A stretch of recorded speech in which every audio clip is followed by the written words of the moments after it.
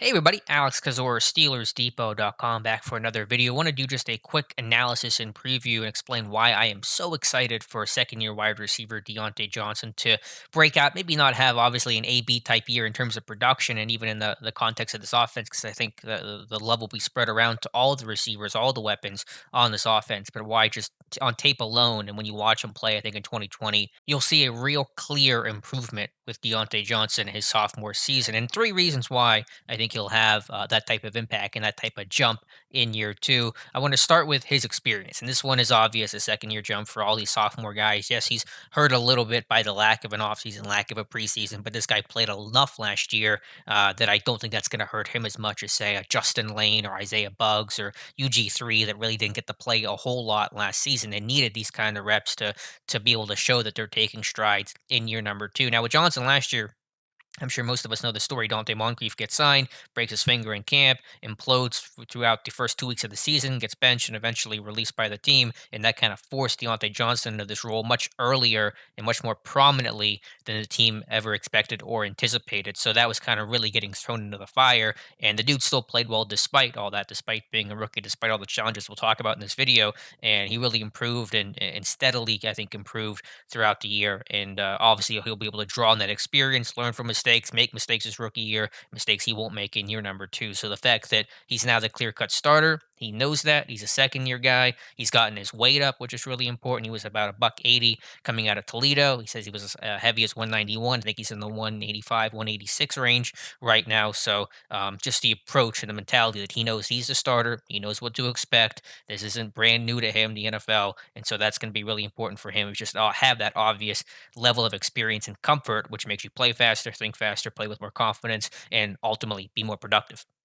The second reason, it's kind of in combination with experience, is good health for Deontay Johnson. Remember, this guy not only was a rookie that got thrown into the fire, he was a rookie that didn't have a lot of offseason program. He hurt, I think, with a hamstring injury in OTA's minicamp, kind of lingered his way in the training camp. He missed a couple practices at Latrobe and just was never really fully healthy. He had hernia surgery after the season. It seemed like he was really just having to play through that throughout the year, and talked about kind of how he was hitting the rookie wall at the end of the year. We didn't really know why because the play still looked good, but clearly this is a guy that I really doubt played at 100% at any point last year, his rookie year, and still played well, of course. So the fact that he's healthy now, obviously you want an offseason, but now he just has months to rest because these college guys, I mean, think about a college player coming out of the draft. You go from your end of college football season, you're playing regular season, you're playing a bowl game. I believe Toledo played a bowl game. Someone can check me on that. Then you're obviously training and preparing for the combine.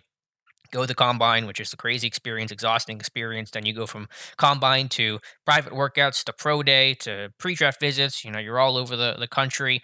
Then you get drafted, and then about 2 weeks later, you're in rookie minicamp. Then you're in OTAs. You're in minicamp. Then you're off for about 6 weeks, and you come back for training camp, and then preseason, and then a 16 game regular season. Unfortunately, no playoffs for him. So it was a lot to handle for any rookie. And so the fact that he can kind of sit back and breathe for the first time in a long time and just have some rest, get his body right, getting his weight up will help hopefully make him more durable. I think is really key just for him being healthy, being heavier. All good things for Deontay Johnson in year number two.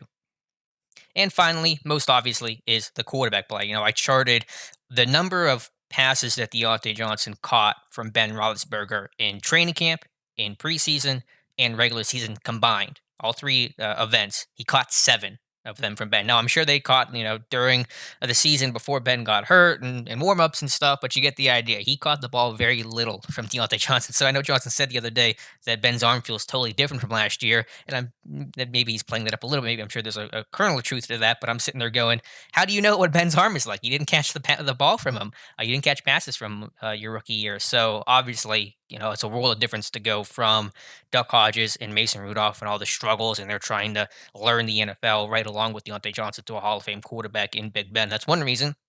The Steelers draft well at receiver, of course, but that's one reason why they draft well at receiver, because you got a Hall of Fame quarterback throwing to all these guys. So clearly, the impact of having Ben, of course, they'll have to build up chemistry, and sure they're in the process of doing that right now. There'll be some, trial and error, I guess I would say, and a learning curve to that, but something I think will get picked up pretty quickly. And so having Ben Roethlisberger throwing to you instead of the offense being so limited and the offense struggling so much with Rudolph, Duck, and just that mess at quarterback last season, it's an obvious factor, but one that needs to be said, and having been will be really important. So I'm expecting a big year from Deontay Johnson, maybe touching around 1,000 yards. Again, that's not a big gaudy number, but in the context of the offense, where you got Juju, James Washington, hopefully the running game will be better. You got tight ends and Ebron and McDonald. You know that no one's going to have the AB type season, even Juju in 2018, unlikely to put up those type of numbers. Hopefully, this team isn't throwing the ball 650, 700 times like they did 2 seasons ago. But when you watch them on tape, you see the progression. You saw that last year. You saw a guy learning from mistakes, getting better,